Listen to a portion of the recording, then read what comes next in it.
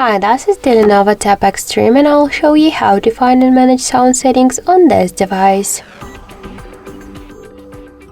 Open first the settings application and then tap to the sounds and vibration. Here you'll see mode switcher, so this is the silent mode. Just to activate silent mode or to turn it off, you should click here to the switcher.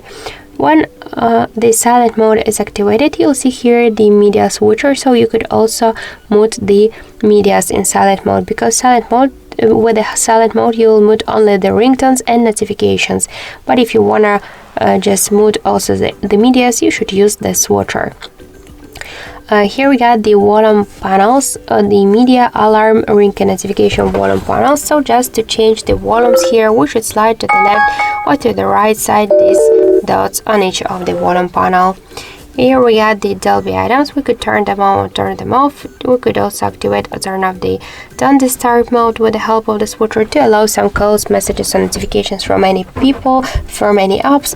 We could set the schedule, the start, the end time, and to display options for hiding notifications.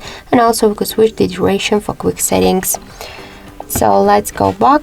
Now we got here also the background sounds. We could activate them or to turn them off with the help of the switcher.